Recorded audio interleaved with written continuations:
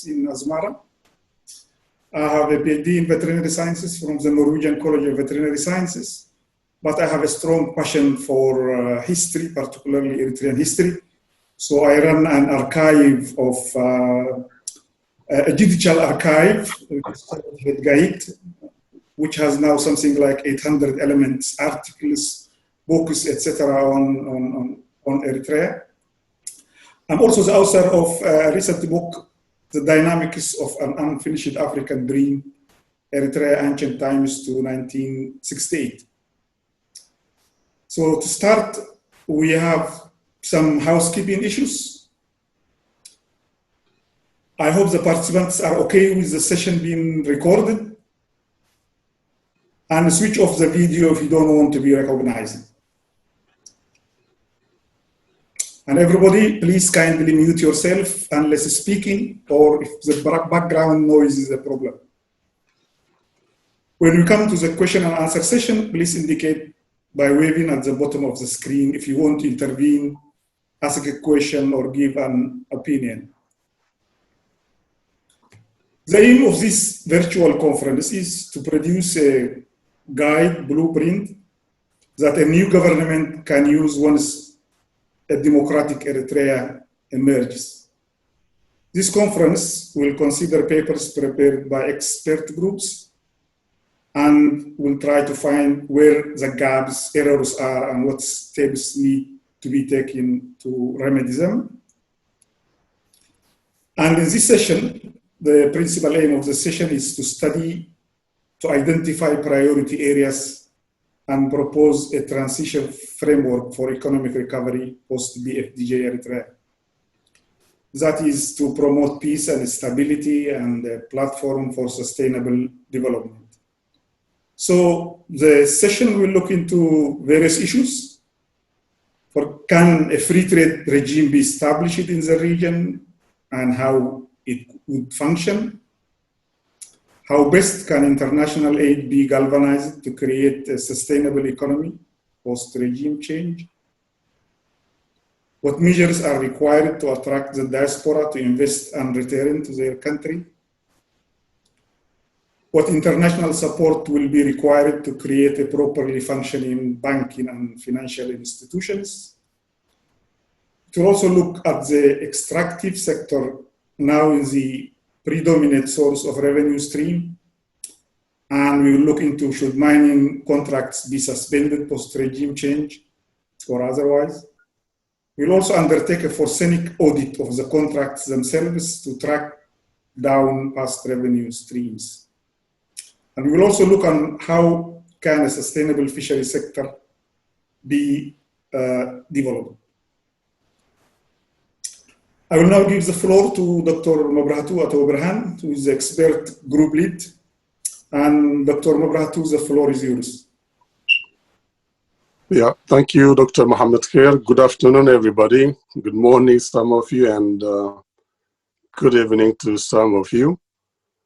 Dr. Mohammed Khair was a colleague of mine, and he was the Dean of College of Agriculture and Aquatic Sciences at the University of Asmara during the 1990s and early 2000s.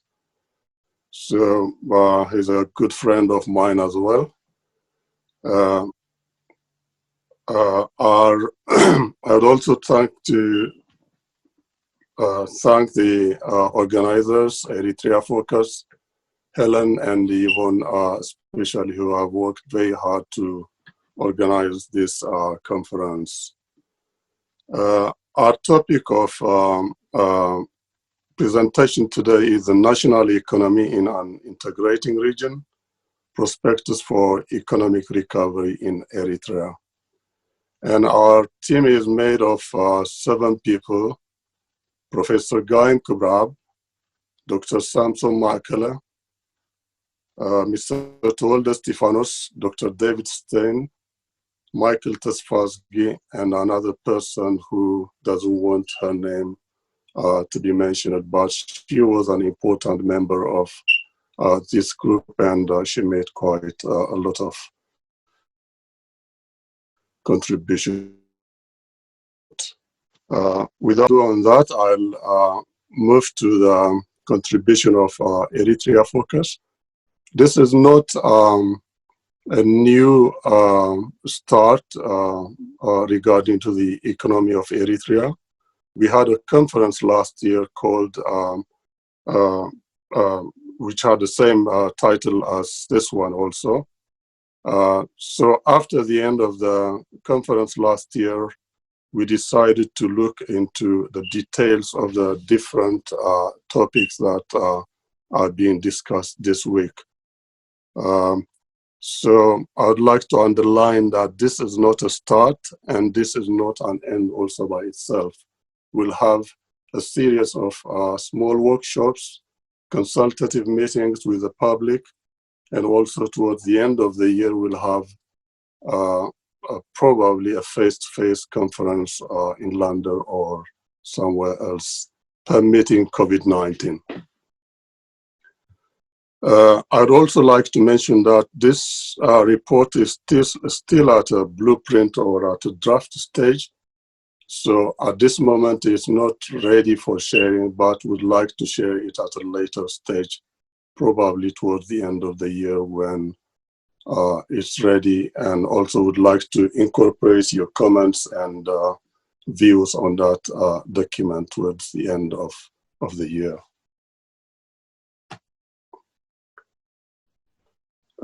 I'd like to go straight into the aims and objectives of the study of our group.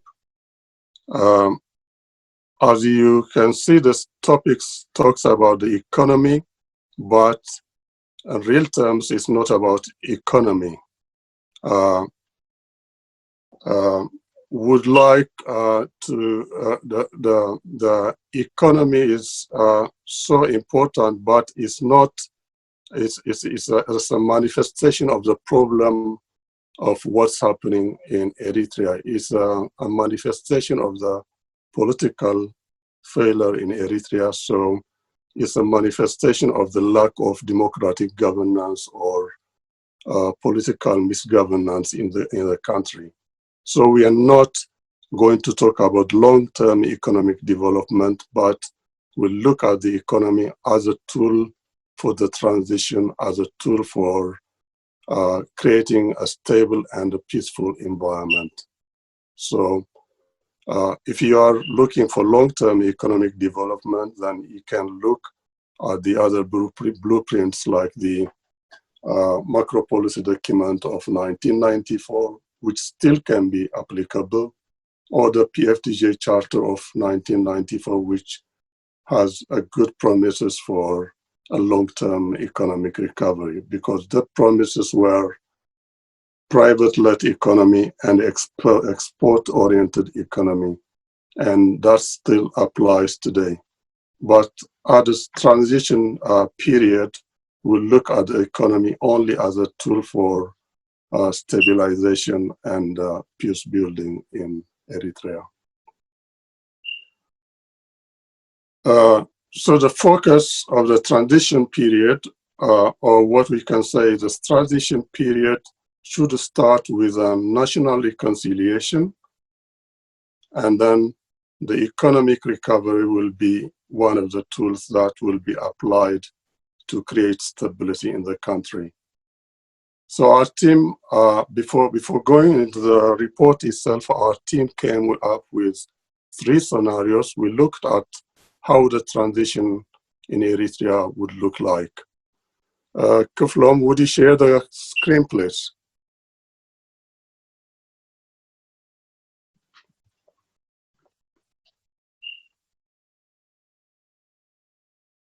So go straight to slide number 3. No, the one before that. Yeah. So we proposed 3 scenarios, or we tried to look at how the transition in Eritrea would look like. So the first scenario would be a smooth transition, but considering the political situation in the country, this is almost impossible, or it has got low likelihood of happening. And this is due to the level of crime committed in the country, the number of interested parties, and also the power brokers that exist within the country and outside. So smooth transition is probably not going to happen. The next scenario would be a negotiated transition, and this has got some chance. We have said it has like a moderate likelihood of happening, and this is we're talking about negotiated transition because the forces of change come from different areas. There is an inside force, the people, the security agents and the military, but also outside opposition groups and probably other outside interested parties in the outside world. So there is a chance that we would have a negotiated transition. The third part would be a difficult transition, and we assume this will have the highest likelihood of happening. This is because the government has a vested interest in complicating the problem. Isaias has every reason to work towards destabilizing the country. In addition to that, we also have an opposition that is divided and also lacks clear vision. So the chance for a smooth transition or even negotiated transition is going to be difficult in Eritrea. But there is still some chance if the opposition parties start to work harder from now on, then there would be a chance for a negotiated transition.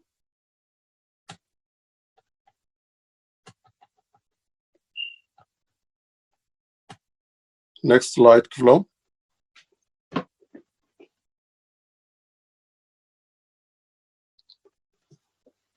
So towards the report, we followed the following approach. First, we decided to review the Eritrean economy, and then we did sector-by-sector analysis. We looked at agriculture, we looked at fisheries, we looked at the manufacturing and trading industry, we looked at the services sector, the mining industry, and also remittances. So we did sector-by-sector analysis. We looked at the challenges and opportunities, and also we came up with recommendations on how to tackle the challenges or exploit the opportunities. And then from that, we progressed and we decided to generate a framework for transitional economic recovery. So we have come with a proposal that includes a 3-phase and a 3-year transition that looks at 3 critical priority areas or action areas.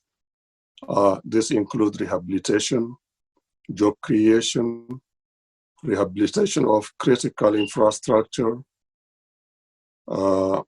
diaspora management, improving diaspora engagement, and also improving international relations.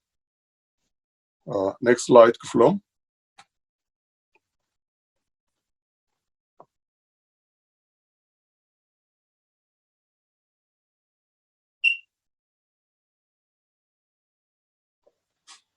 Next slide, Flo. Sorry, this slide or next one? Next slide, please. This one? Yeah. Okay. So if you look at the promises of the liberation movement, starting from the ELF, the EPLF, especially the EPLF, because it's the one that became the government, even during the times when the EPLF, when the fighters were jumping from hills to hills, and also when they were entrenched in the trenches of Nakfa in 1977, they had made the promise of market-led economy for independent or free Eritrea.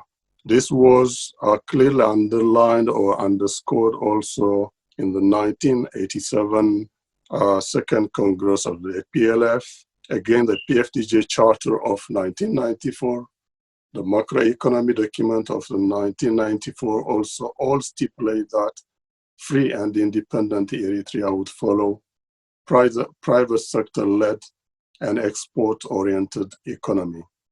But it will also look at agriculture as a main source of food security and self-reliance. But all these promises are now thwarted, and the economy is under absolute control of the ruling PFDJ party and also the military.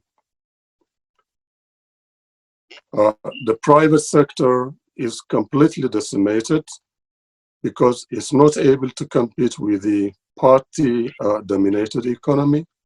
It also lacks shortage of capital, shortage of technology, and also it also faces shortage of manpower. While party and military ventures or projects are able to freely get human capital from the national service, the private sector is left behind, and it could not compete with these party-owned or military-owned companies or agricultural or manufacturing projects.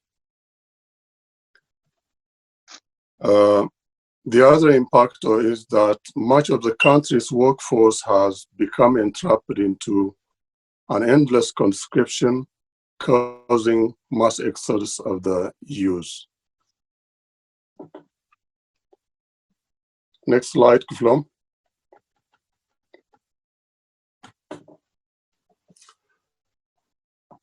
I like this graph because it epitomizes what's happening in Eritrea. This is a population or democratic structure that was published in 2010.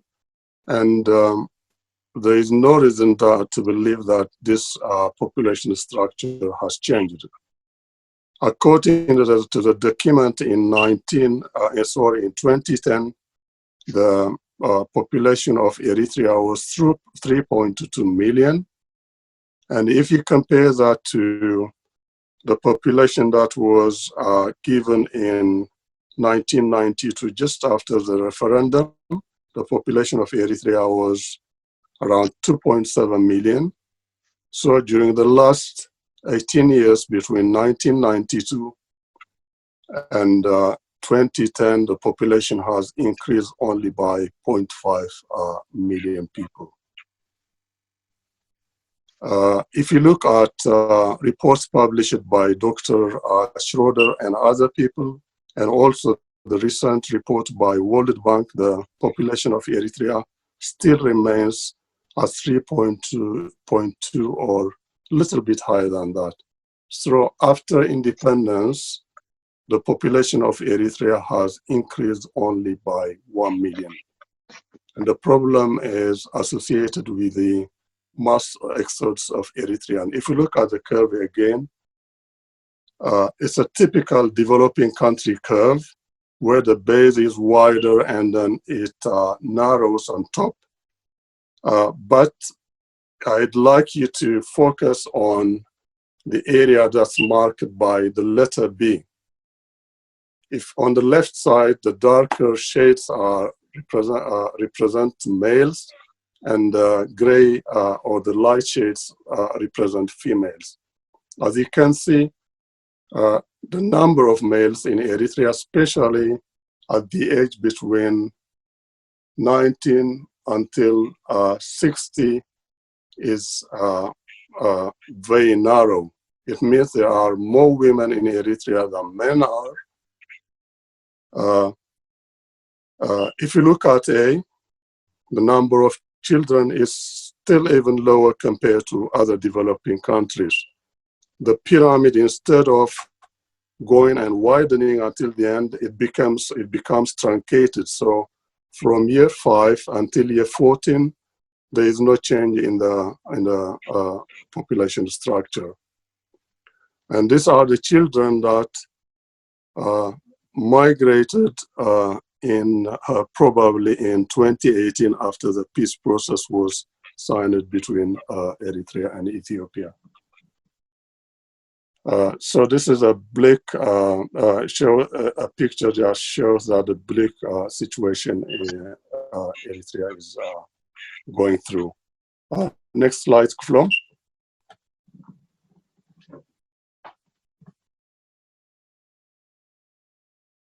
Flo.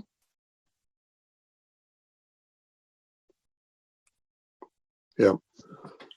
These are a few macroeconomic indicators, but I'm not going to describe all of them because most of you know this and they are published or you'll find them on the internet.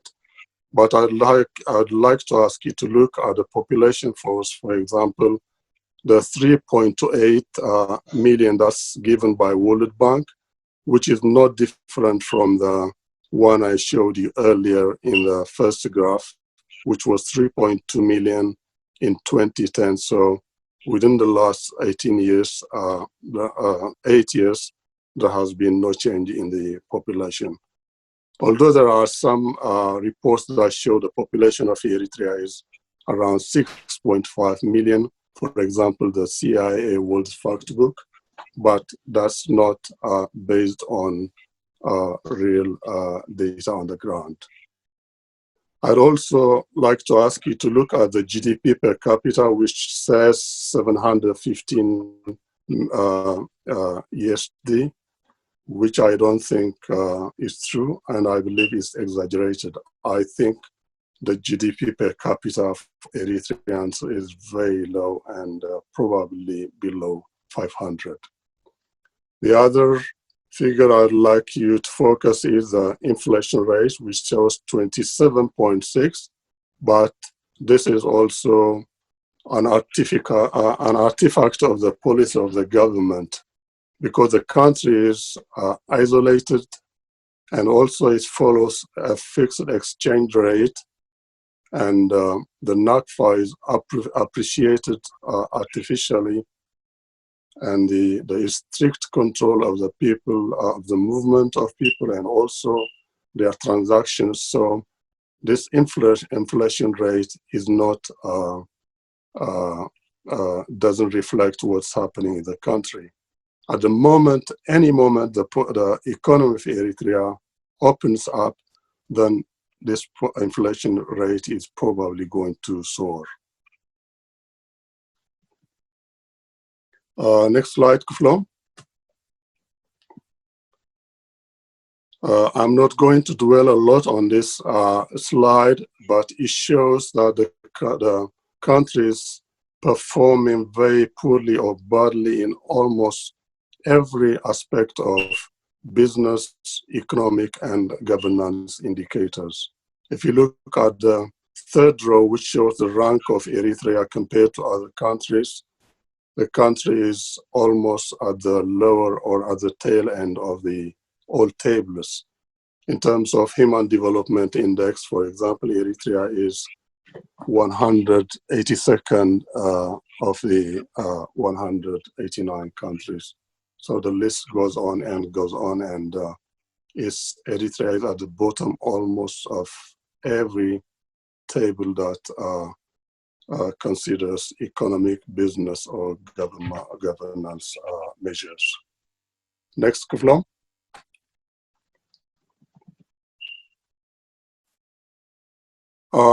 So these are the 5 economic areas that we looked at. Agriculture, for example, covers around 10 to 12% of the GDP, but it employs between 60 to 70% of the Eritrean population.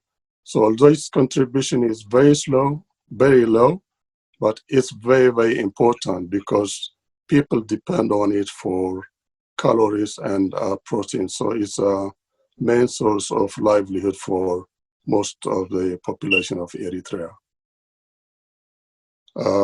Agriculture is going through, showing a significant decline mainly because of shortage of manpower, because a lot of the young people, the productive and reproductive component of the population are engaged in the military service.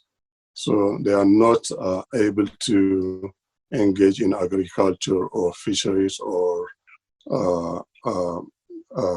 production schemes that involve ecological resources.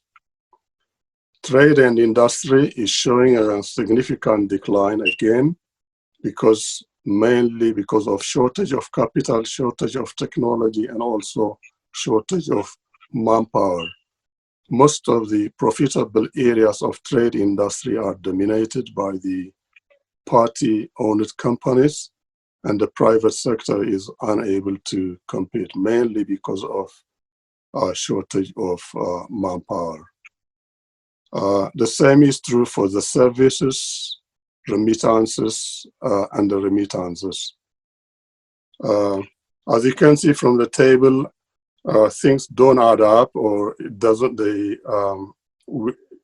don't add up to 100%. This is because the figures fluctuate quite a lot depending on the source. For example, remittances is estimated to cover from 30 to 50% of the economy. So that's the reason for the fluctuation. But remittance is also declining because the diaspora community is not well managed by the government. All the investment policy of the government, the monetary policy of the government is not attractive for Eritreans to invest in their country. Whatever money goes to Eritrea is just for support of families and communities, and most of it is spent in daily consumer goods. So remittance do not contribute largely to the economy of the country. The only positive aspect of the economy of the country, the mining sector, which has showed some increase, but it's got also its own problems. Most of this mining is owned by the government, and there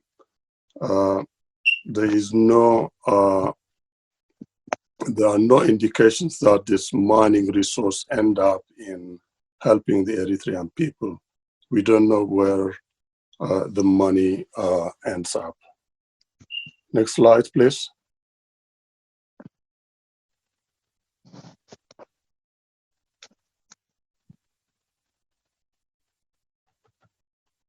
Sorry.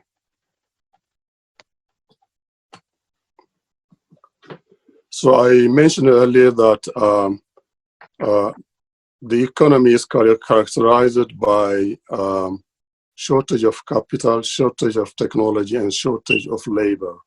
I'd like to focus on the shortage of labor, which is common for almost all developing countries, but is specifically important for Eritrea. We're not talking here only of skilled labor, but also general, even unskilled labor is not present in Eritrea because most of young people have left the country.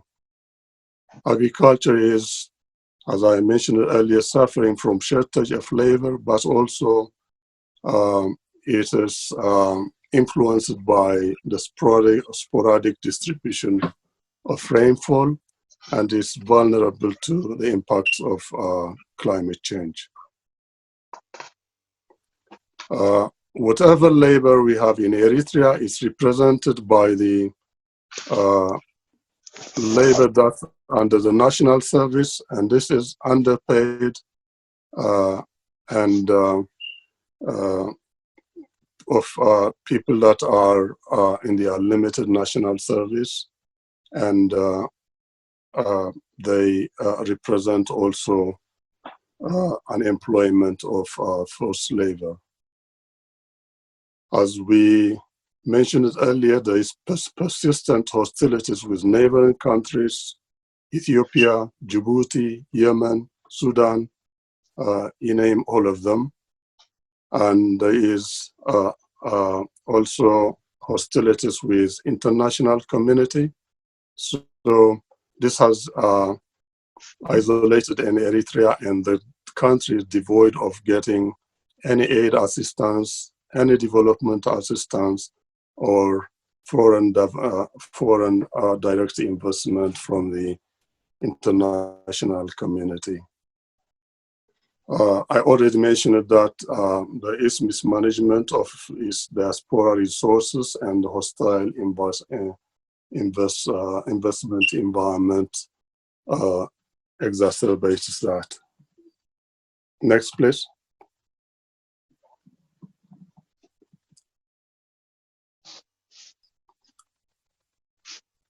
So our team proposed a 3-year and 3-phase transition, which includes 3 components. The first phase is from 0 to 6 months, and this one focuses on rehabilitation of vulnerable members of society, because these are the ones that would be exploited by different elite groups that would like to perpetuate the ongoing tragedy in Eritrea. And then the phase 2 focus on generating job and employment for most of these vulnerable community members of community, but also the unemployed many. I'm not going to say a lot of this on this, because my team members are going to present on rehabilitation, job creation, rehabilitation of infrastructure, and so on. So the last phase is takes around 18 to 36 months, and this will focus on human resource development, which includes technical and vocational training of young people mostly.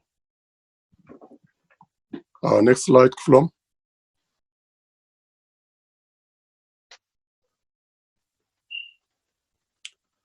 So although every team member will come up with recommendations, I also will mention a little bit on the general recommendations. As I mentioned earlier, the focus of the transition should be the national reconciliation and transitional justice, and that should lead to, or should be, the foundation of sustainable development. And then there should be a focus on rehabilitation. These are rehabilitation of the people that are in the Eritrean National Service, the youth, women, and returnees. Also, tackling the shortages in capital, technology, and labor, and then focusing on sustainable agriculture and environmental management, because this one is still going to be the base of economic development. Still around 60% or 80% of the Eritrean population depends on agriculture, so rehabilitation of agriculture will be an important component of the transition period. And then there is reducing of a dependence on remittance and mining. Eritrea is already becoming dependent on remittance and mining. And that could lead to the phenomenon that's called resource curse, or that would lead the country into becoming a banana republic. So it's important to use the revenues from mining and remittances toward this improving the other components of the economy, rather than becoming dependent on the remittance and mining themselves. Finally, we have mentioned avoiding debt trap.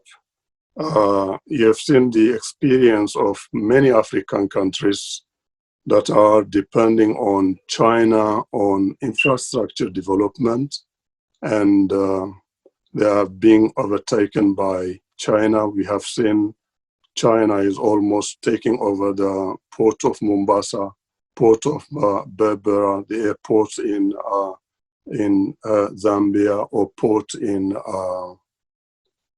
Sri Lanka. So it's important that we are prudent on the way we use debt. I'm sure that the next government will be desperate for money and will be vulnerable for such investments. I'm not going to say a lot on the improving international cooperation because Dr. David Stein is going to cover that part.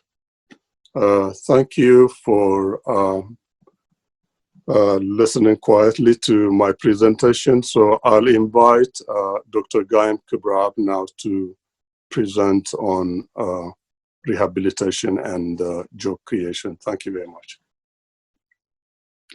Thank you. Thank you, Mevrat, for the brilliant presentation. You have set the standard very high, so I am not sure whether we'll match your level of presentation. Anyway, thank you very much for inviting me. And the topic of my talk is on repatriation, reintegration of returnees and demobilized conscripts in the post-SIS period. During the 30 Years' War, hundreds of thousands fled in search of protection and livelihood. Paradoxically, many of them have not returned, and worse still, independence has not stemmed the flow. Today, there are more than 500,000 Eritrean refugees worldwide.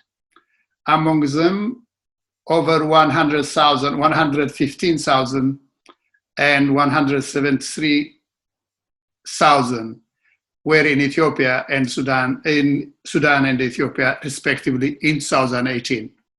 The number has dramatically increased in Ethiopia, but I didn't update the statistics for 2020, 2019 even. The important lesson that we can draw from these experiences is that repatriation is not a monocausal phenomenon. The responses of Eritrean refugees to the political changes that may occur in the future are likely to be similar. SIS and his regime's removal from power may not necessarily trigger large-scale repatriation movements. In the short term, return movements are not caused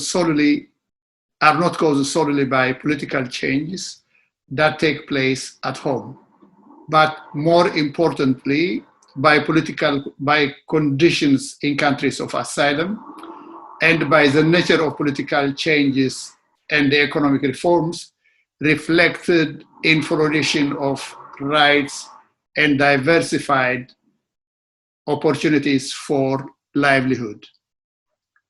Generally, with some exceptions, refugees who have been able to establish themselves in countries of asylum without being othered seldom return. Political change is necessary, but not the sufficient condition for repatriation. In the context of changed political circumstances, the single most important question Eritrean refugees, both in Ethiopia and Sudan and elsewhere, are likely to ask themselves is whether or not they and their families would be better or worse off upon return. That is the most decisive question they are likely to ask themselves. And the answer lies in political change, economic opportunities, social progress, and so on. Those who are languishing in detention and detention-like conditions, such as in Libya, Egypt, the camps in Tigray and Eastern Sudan, are likely to opt for repatriation if there are meaningful political and economic changes in Eritrea. So how are the refugees in Ethiopia likely to react to political changes in Eritrea? How are they likely to respond after the demise of Isaias's regime? There were 174,000 Eritreans in 2018 in Ethiopia. The corresponding figure in 1999 was 0. And this suggests that nearly all or the majority of those who are in Ethiopia are either people who fled to avoid conscription or people who fled from the national service. And how are they likely to respond? Under favorable policy environment, the vibrant economy of Ethiopia would be more attractive to Eritrean refugees than a return to an economy that is on its knees. However, in the light of the dominant ethnic-based politics and the instability in the country, there seems to be no long-term opportunities for Eritreans to be integrated in the country. If there is a meaningful and stable political change accompanied by economic reform led by the private sector, the large majority are likely to return home.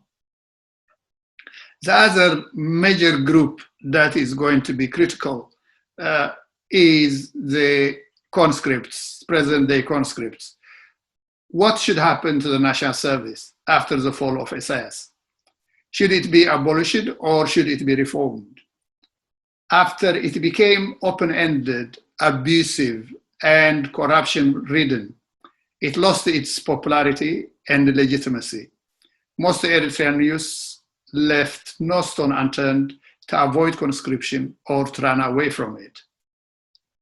So what are the possible scenarios in the post-Isaias period? End the Eritrean National Service once and for all, limit its duration to 18 months as stipulated in the proclamation on the Eritrean National Service, make it voluntary with considerable exemptions, as was the case in the first proclamation of 1991, the proclamation number 191, reduce the upper limit of eligibility from 40 to 25 or less or more, eliminate the military training component of the national service. These are some of the options that are available for adoption in the post-political change period. The other important critical question that our country is likely to be faced with in the post-regime change is the question of job creation. Job creation, especially for the young people, is an essential part of peace building, conflict prevention, as well as avoiding the risk of relapsing into conflict. Given the sorry state permeating the Eritrean post-independence situation, there has been a large-scale process of de-skilling of the Eritrean labor force. Therefore, the twin tasks of vocational training and job creation should go hand in hand. They are very critical. These goals cannot be accomplished without good governance and effective partnerships of the public and the private sectors, as well as international and national civil societies, UN agencies, the EU, the World Bank, and the IMF. The Eritrean diaspora's role in the supply of skilled manpower and capital is also vital.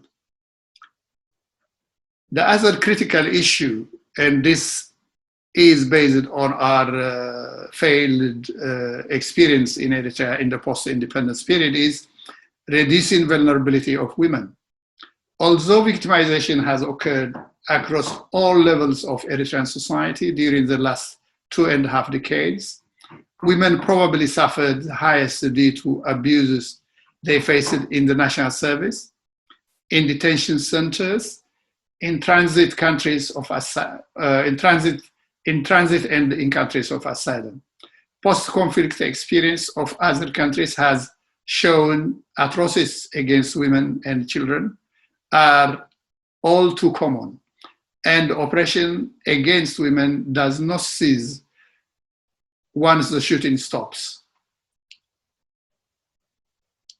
This has been the case in spite of women's indispensable contributions.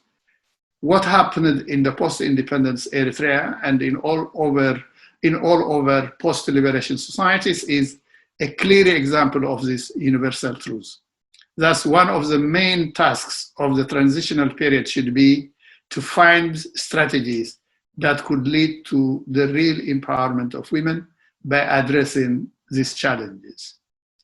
Well thought out microfinance participatory programs could be a useful tool for combating against gender inequality. Women's participation in microfinance could bring about significant impact on their livelihoods and enhance their intra-household by regaining power. This is very critical. To conclude, I have got some tentative recommendations. The following are some of the necessary conditions for integration of returnees, demobilized conscripts, and gender equality in the post-SIS period. A successful integration is a function of successful and vibrant private sector-led economy, which among other things should be underpinned by the following changes and reforms. 1, the PFDJ government should be removed lock, stock, and barrel. 2, a democratic and participatory transitional government should be established. 3, effective partnerships with donor governments, the World Bank, EU, the IMF, and international NGOs, UNHCR, and other UN agencies, as well as autonomous Eritrean civil society associations, including diaspora Eritreans, should be forged. 4, a private sector-led and market-driven economy which incentivizes and rewards investment and creation of jobs should be prioritized. International and domestic international and domestic investments are only possible in the context of an effective institutional arrangement, including independent judiciary to enforce contracts. Without this assurance assurance, no investor would commit his or her hard-earned capital. The reason the PFDJ has been able to raid private property and the investment was because there is no independent judiciary to provide redress in the country. 6, the weak financial sector should be reformed and should be led by independent and competent professionals to encourage and promote provision of startup capital. 7, the transitional arrangement should promote good neighborliness as a condition for facilitating inter-regional trade and investment. 8, the educational system should be reformed and depoliticized. The University of Asmara and other institutions of higher learning should be opened and run independently of state intervention. The Warsaik Alo School at Sawa should be abolished. And finally, provision of vocational training should be prioritized. I'll stop here. Thank you. I think the floor is yours, Dr. Mohammed Khair now. Okay. Okay. Thanks to Dr. Burhan and the presenters for a very interesting and engaging insight into the status quo of the Eritrean economy at present and the challenges and opportunities in the forthcoming democratic Eritrea that we aspire to build. The time schedule that we will have now will be, we will have a question and answer session from 17 to 17:30, 30 minutes. And then from 17:30 to 17:40, we will have a comfort break. And from 1740 to 1750, we will have a summary of the lead group. And then 1750 to 18, it will be conclusion. So we don't have really much time for the question and answer session. We have only 30 minutes. We have 33 participants. So let's make the best of our time. So please raise your hands if you want to give a comment or if you have a question or you want to discuss an issue. Please be very specific and precise. And I would allow one question for each participant or one comment. And I will give priority to our female participants. I think we need to have substantial engagement of women for Eritrea to be a democratic. I think we have a long way to go. So now the floor is open. Please raise your hands if you want to provide a comment. Unmute yourself, and then I'll give the floor to Sama. Please unmute yourself. Thank you, Atul Muhammad, and hello everyone. First, thank you so much for having me here. I did take my time to read the document before coming here, and thank you so much, Professor Gaim, as well.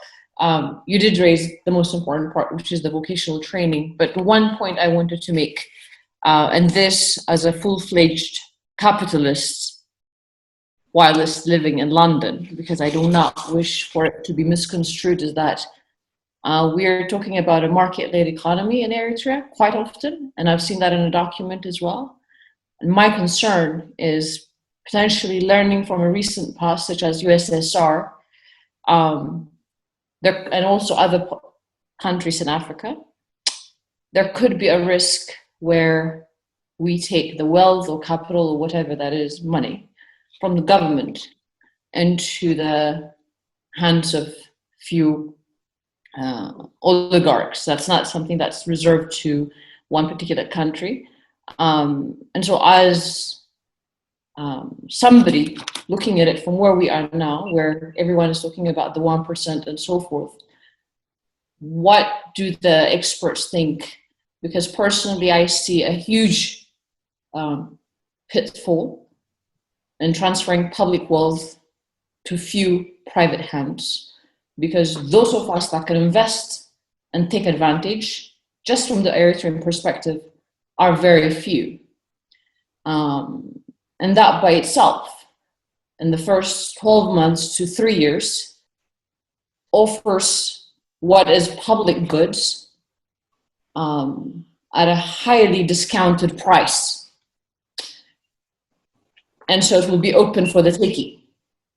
And so I don't know whether that has been a different thought process in which I know from the papers that you've written, the plan is just for 36 months, but whether there's some kind of mission statement in the future, what kind of route Eritrea will take. So if it is a market-led economy, how much of a government involvement does the future Eritrea have for the benefit of all? Because we can see it right now that the market does not always have the best interests of the majority of its populations. Sorry, I don't want to take up so much time.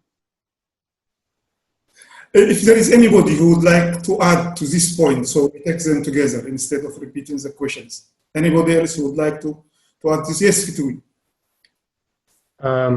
Sorry, you have people raise their hands on the side. If you see, you can see their hands raised systematically. Yeah, but Abdel Kader is first, and then Dr. Gebre, and then Fitui. Let me see. Then followed by Harina. Sorry, okay. Harina. Yeah. Yes. Okay, I've seen it now. Okay, Abdul Qadir Dawood. Okay, thank you very much. Thank you very much, Dr. Mahad. Can you hear me? Yeah. Yeah. Yeah. I just want first of all, thank you very much for the invitation and also for this excellent presentation. And this August gathering. My point is about the proposals, that the three phases that Dr. Mabrahtu made with regard to the first is 0 to 6 months, and then you said 18 to the last one, 6 to 18, and then 18 to 36. Those three periods for the first 3 years, basically, you mentioned only for the rehabilitation of the vulnerable members of society, which is an excellent one. I think this is give people the reassurance, and they will come on board and to work with you. And also then you have the continuity of the job. Those one is fine. But what I didn't see here, whether we like it or not, I mean, you spoke about the likelihood whether the government is going to negotiate or not negotiate. But always we have to remember that you will have those supporters. I'm going to ask you the question, but just wanted to make this background. You have those who are supporters, ardent supporters of the regime, those who are sympathizers, for example, of the regime, and you have also the civil servant sort of administration sort of things you have. All those are, whether we like it or not, they are part and parcel of the whole thing. They need some sort of reassurance, and something has to be sort of that doesn't take from the justice will take place on all the things, but at least for those who didn't commit a crime, crime shouldn't be just given to the person because he was a member of this party or a party. Crime is a crime. It shouldn't have sort of things. So don't you agree that we have to put something for you to have a smooth swim, if you like, in that transitional period from 0 to 36 months? You have to have some sort of measures to address those ones. It's a challenging ones. Some of them, for example, the benefit from the regime and things like that. So that's my question to Mabrahtu. I don't know. That's what I suggest. I think something has to be there, has to be formulated and things like that. My other point is a quick one can I ask Dr. Mohammed? I will give you another chance. Okay, all right, okay. All right, okay. I will give one more chance, but I will not follow strictly the people who raised their hands, because I would like us to address things on issues. Yeah, so, my second question is more important than the first, but I will wait for my turn. No problem. I will have one more person. There is Gabriel Mascal. Gabriel Mascal. Gabriel. Yes. Before we give the chance for answers, Fitui. All right. Thank you for having me, and I'd like to applaud the organizers for an interesting initiative and timely initiative indeed. My question relates to what Samhar has asked about, and relates mainly to Professor Gaim's presentation. We often like to give a pat to ourselves that we are entrepreneurs, or there is entrepreneurial capacity or skill in Eritreans. And to some extent that could be true, but the level of entrepreneurship we have is not something that we can expect large scale employment, especially to get out of our current quagmire.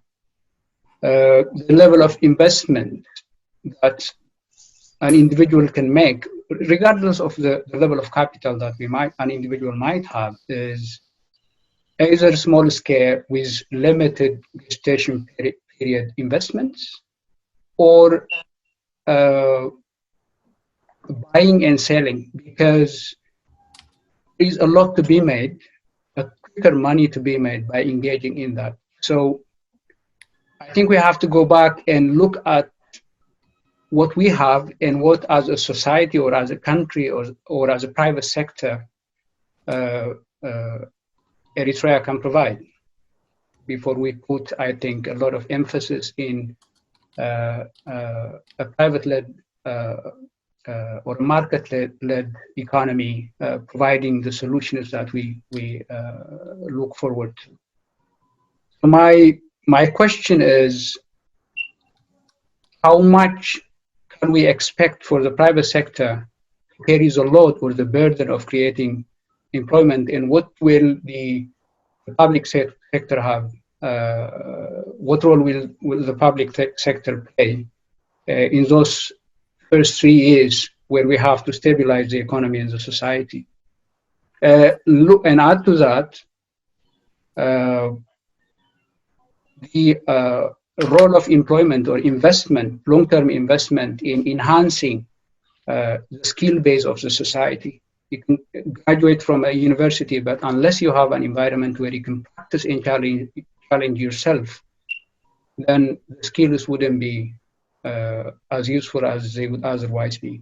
Okay, now I give the floor to Dr. Mabratu and Dr. Guy to respond to the issues raised.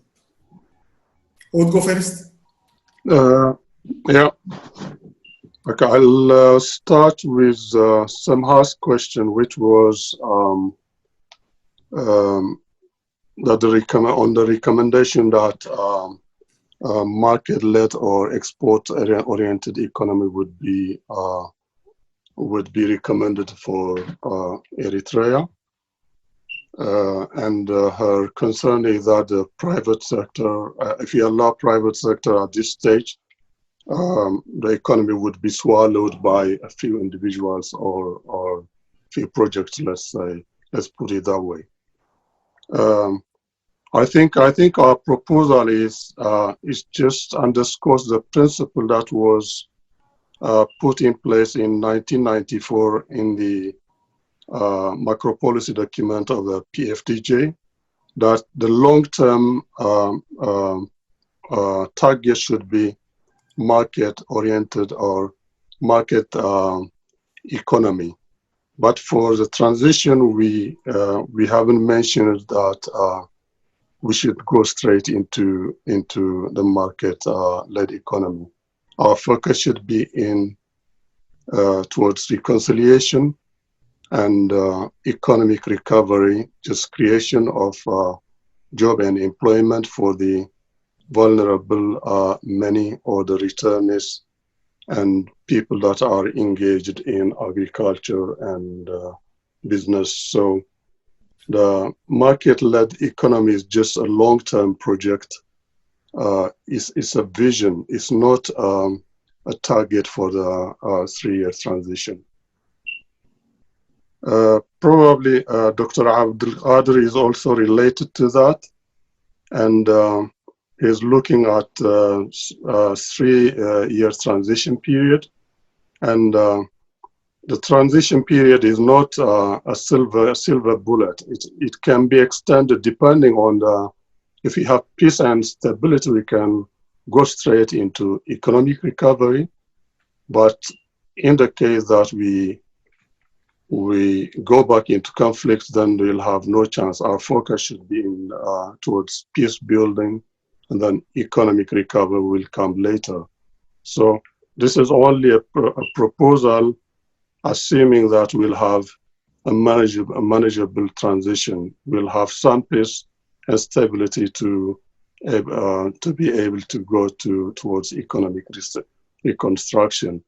If that's not possible, then the transition period could take longer than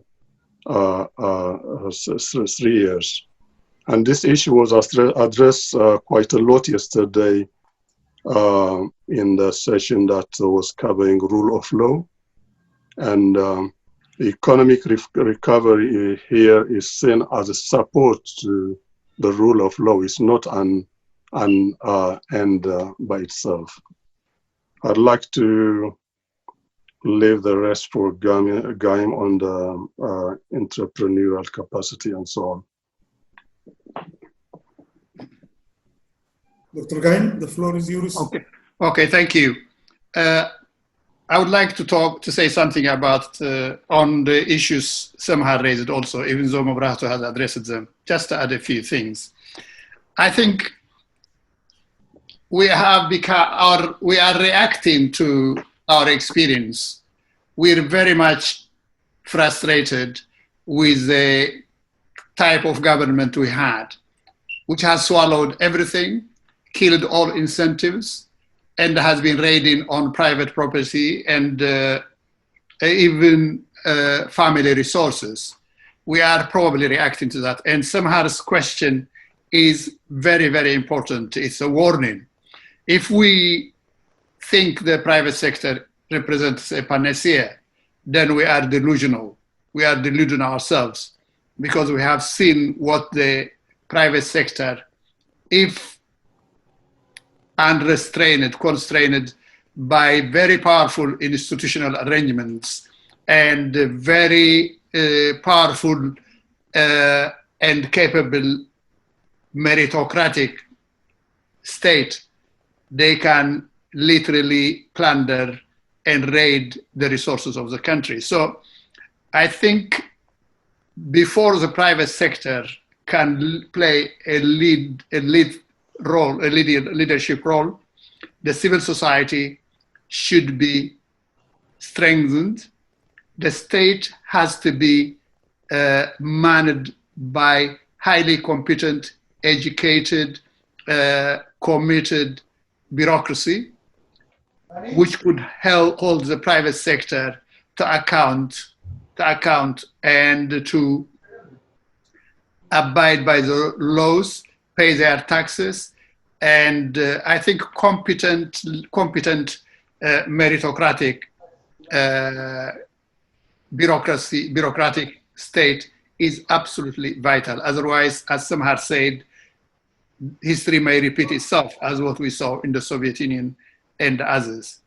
And in this also, the role of an independent judiciary is absolutely vital.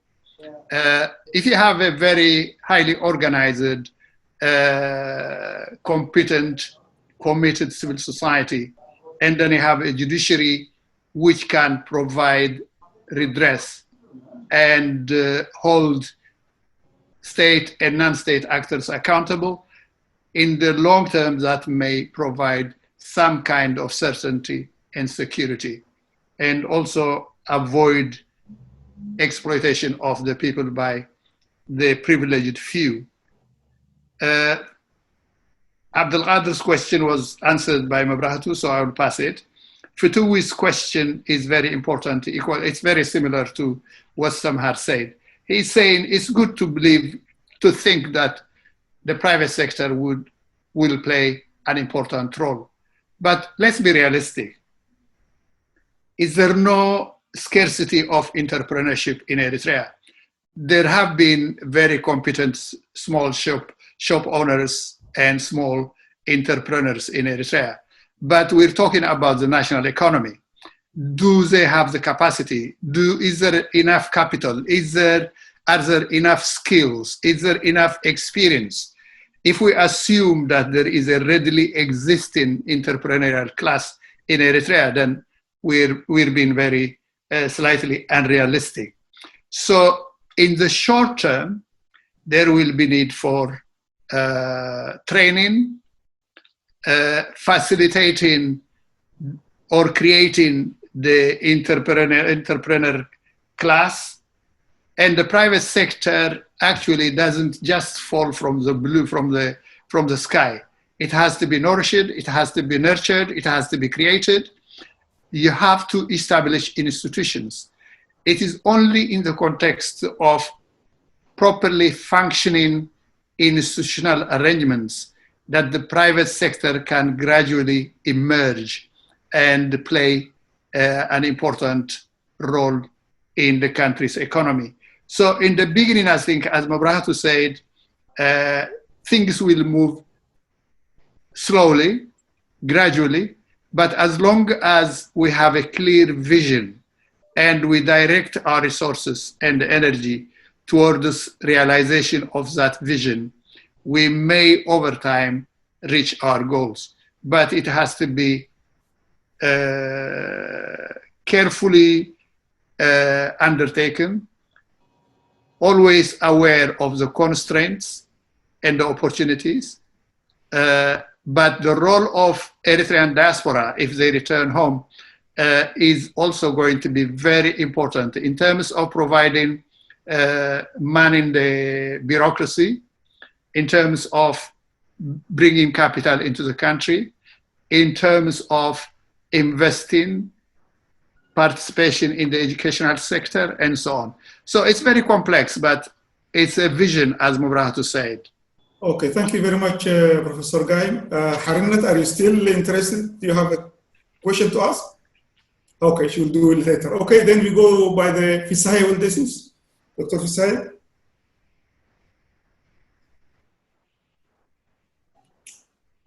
Thank you, Dr. Muhammad.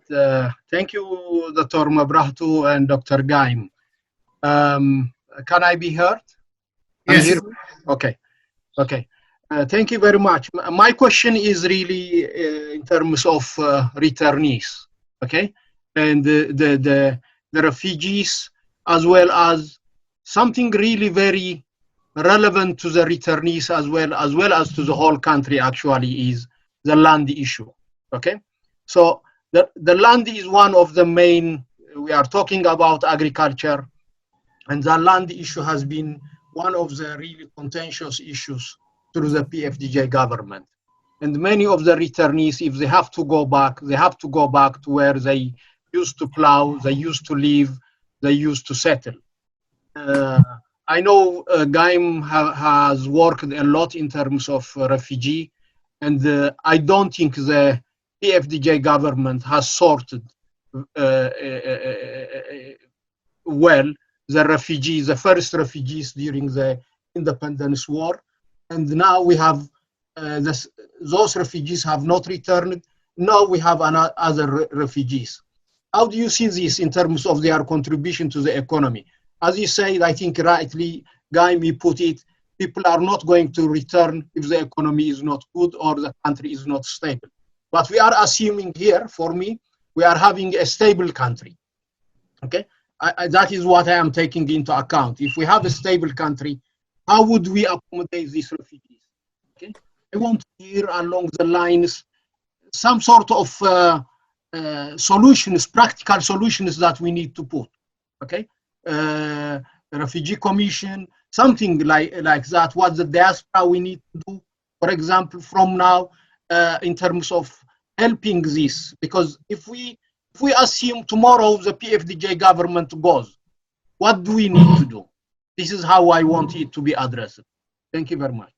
Thank you, Dr. Fisahay. I will give to the floor now to Professor Araya Dabasai.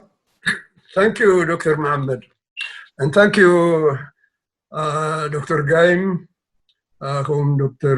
Mubrahatu, for your presentations. And I really appreciate Eritrea Focus, for the discussion that we are doing now, because ultimately this system will change. And therefore, we need to prepare for the day after. And therefore, in that context, the discussions that we are having today and what we had yesterday are excellent. Now, one thing that this group has not addressed, in my view, is even though we are talking about the need to repatriate those who are in the national service, those who are on the refugee camps, etc., we are not addressing the mechanism on how to create job opportunities. This is very important. You are talking about a private-led economy, but in order to really jumpstart the economy, we need to think higher, because really employment will only be possible if we have businesses, we have manufacturing companies, etc., etc. But this requires huge capital. And so what we need to think about is this, there are not that many wealthy Eritreans who will have these huge manufacturing firms And as we said earlier, that you might be thinking about export-led economy. Well, in order to be able to export, you have to manufacture. In order to manufacture, you have to have these huge corporations which no one individual can create. And therefore, what I would suggest here is that we need to think about really having a think tank group, a disciplined think tank group based on how do you create job opportunities, how do you encourage the flow of capital. Now, I'm assuming that Eritreans in the diaspora have the capacity to invest in these corporations.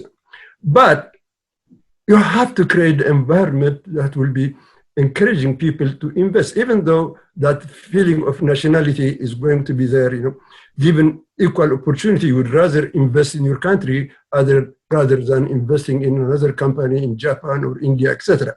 But as investors, we need to make sure that our investment is protected, that we will not be taken advantage of, etc., etc. So for this, there must be rules and regulations that should be put in place so that it will encourage individuals to invest in our country, so that the flow of capital will come into Eritrea, which will create opportunities for employment.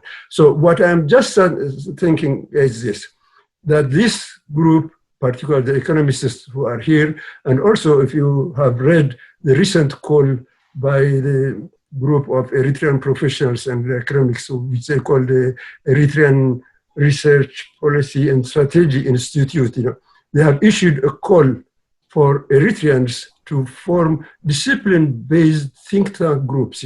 So I hope the economists in this group will join that institute and then come up with really blueprints or policy statements that will encourage the country to have a well-regulated capital market operation. So that's what. Thank you, Professor Araya. I'm done. And I will give just one more to Fikre again. Thank you so much. I think Professor Araya have taken much of my points. Thank you so much for having me. I'm very humbled to be among you to attend this conference and discussion on Eritrean economy. Really, the main points that I wanted to focus, some of them have been touched by Professor Araya, where if we are to reintegrate the national service, for example, if we are to demobilize the national service, it needs resources, it needs money. If we are to repatriate refugees, it needs resources, it needs money. If we are to create income-generating activities, it needs money. If we are to create human resource development between the 0 to 36 months, it needs a lot of resources. It needs a lot of capital. On top of that, it also needs the confidence on people, even on the diaspora. It needs the confidence for the diaspora Eritreans or even other investors, if given the opportunity, to have the confidence in the legal system, which does not exist for businesses. In the legal system, the legal infrastructure, business entrepreneurship culture has not been part of the Eritrean society. I think agriculture, hard work, perseverance has been part of the Eritrean society, but not entrepreneurship, legal way of doing formal way of economic activities. So if we are to think about these three, especially in the first 36 months, if we are to think about those plans, have we thought about the source of those funds? To me, the source of those funds have to be secured before the government even falls apart. So maybe the experts have already thought about it, and I'd love to hear more about that. Thank you. Thank you, Fikre. I have just 3 persons, and some were, I think, suggestions and viewpoints. We will give the presenters last few minutes to conclude. So I will go to Abdul Qadir Dawood very quickly. Yeah, thank you very much. I think most of my point. Yes. I think Dr. Fisaye, I think he touched on it, and also Dr. Raya, he mentioned about the opportunity for returnees and things like that. I think one has to be very, the way, sorry, can I continue? Yes, just very brief. Yeah, okay. No, yeah, the way Professor Gaim talked about the repatriation, and I think he is an authority in the refugee issues and what is required and all the things. But you mentioned that you have to sell it, you have to sell them the return. And I think that is a very crucial one. What is the package in that sell them that sort of things? I know a lot of refugees, for example, in the Sudan or all things, they need that sort of an assurance, whether it is from the social point of view, from the economic point of view, some sort of security and the stability. Yes, some of them, they settle and things like that. And the same thing for all the refugees, even the ones who are now in Ethiopia. It might take long time for them. Now the opportunity is there among 100 million and a big country with a strong economy and all those things. Maybe you might not see them, but these guys, the one who are really suffering in Thank you, Dr. Abdulkader. Thank you. Sorry? Let's finish it there. I will jump to Sabina. Please be very brief. Yeah, thank you very, very much for your inspiring talks and presentations. And I think most of the things have been already shared. And I just want to be very brief about one question Dr. Araya has mentioned about if we think about investment, that we definitely would need for the rehabilitation of whatever national economy we will have for the transition period.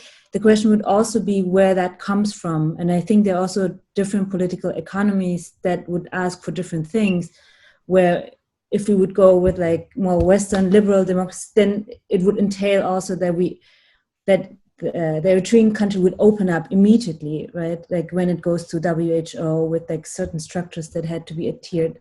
And the other way would be, to think about some kind of relations with China without being exploited at the very get-go. And another thing is we have talked about refugees or the like repatriation of those that have been maybe those that don't have that the skill set to perhaps lead the economy. But what about those people that are in the West, in the diaspora that grew up there? What role do you see for them in that plan? Thank you very much. One last thing is about the ports. If you could elaborate on the importance of the ports. Thank you very much. And now I give the floor to Ibrahim Ahmed. Ibrahim Ahmed, very brief, please, 2 minutes. Ibrahim Ahmed. Thank you so much for the presenters, and I have 4 brief questions for both Dr. Mabratu and Dr. Gaim. And my first question two questions is to Mabratu, to Dr. Mabratu. Just one question. Yeah, so how we can deal with the BFDG running companies now, because of you are talking the economy, and the economy is now under BFDG. So how we can deal with the BFDG companies? And my second question is to Gaim. You say we should have abolish or to limit the national service. So why we cannot abolish national service until we establish democratic order-led government with the help of the people? This is to Gaim. Thank you very much. Thank you very much. So I give the floor now. We are almost on time, but Dr. Otobrahan and Dr. Gaim must respond. So we will take just 4 minutes from the second break. So I give you 4 minutes, please, to conclude this session. Who takes the floor first? I can do that. Okay. I'd like to give it to Gaim because it starts with returnees. That's a question of Dr. Fisaye. Yeah. Okay. I will start with Fisaye's question, which is very critical. The land question. As you know, Eritrea, especially parts of it, is overpopulated. overcultivated, fertility is very low, and therefore yields have been declining considerably. And as a result of that, many of the Eritrean highlanders have been migrating historically to the lowlands to make ends meet. And the lowlands, even though land may seem abundant, but it also belongs to others, especially the Kunama, who have been suffering historical injustice, and their rights have to be protected. So the land question is absolutely controversial, even though every Eritrean should have the right to live wherever they choose to live, but they should not take over land that belongs to others, especially to those who have been victims of historical injustice.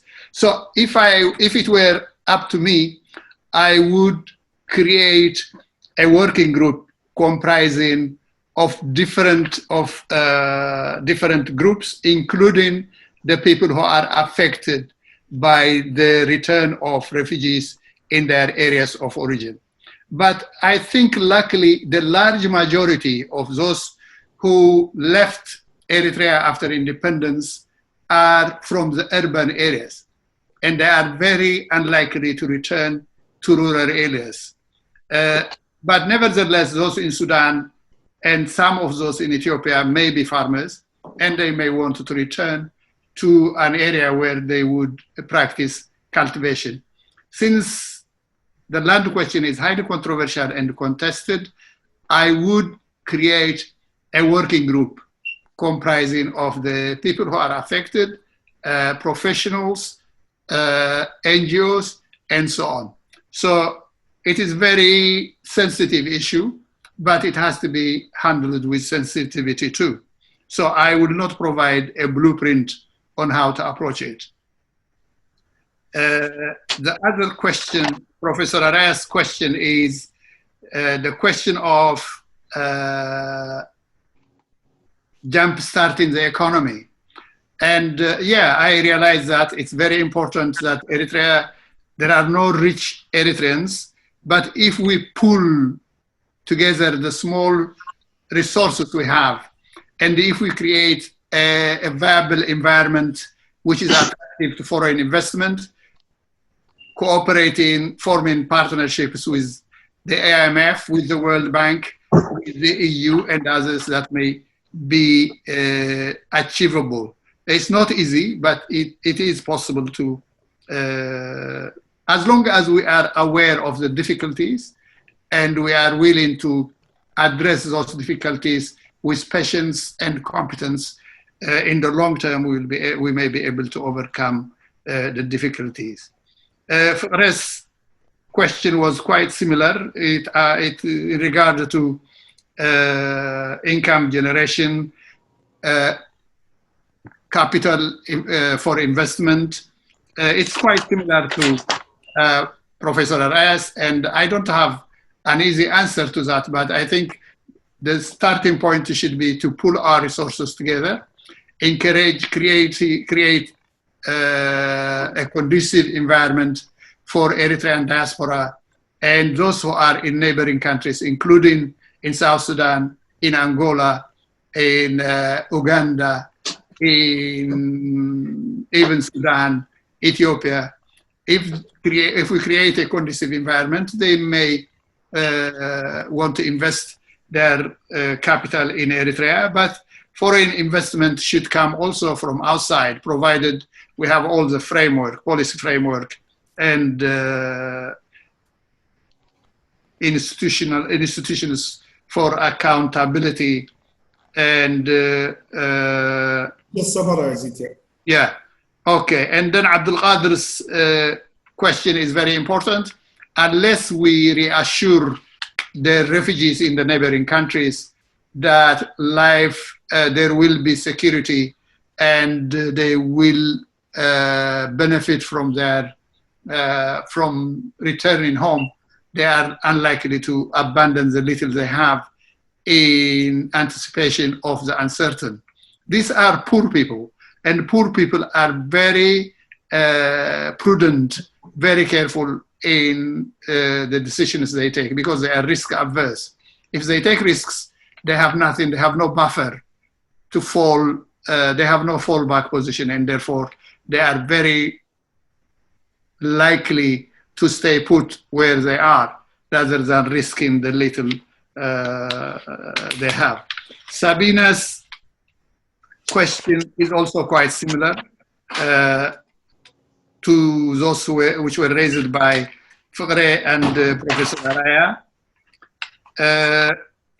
Ibrahim Ahmed, how do we deal with YPFDJ firms? I think they have to go, but they have to be systematically be taken over by the state first, and then the state should relinquish ownership eventually, depending on. It can also keep ownership of some, provided they are managed and the revenues they generate are invested in the social services for the benefit of the Eritrean people. There is nothing wrong in state ownership, provided the revenues are distributed and invested for the benefit of the majority. I think I will. Why don't we abolish the national service?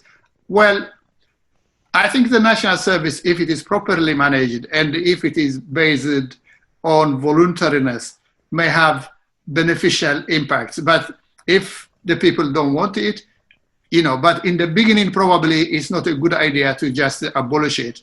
It can be abolished gradually, but it can also be reformed in accordance to the need of the country and those who are affected by it. I think I'll stop here.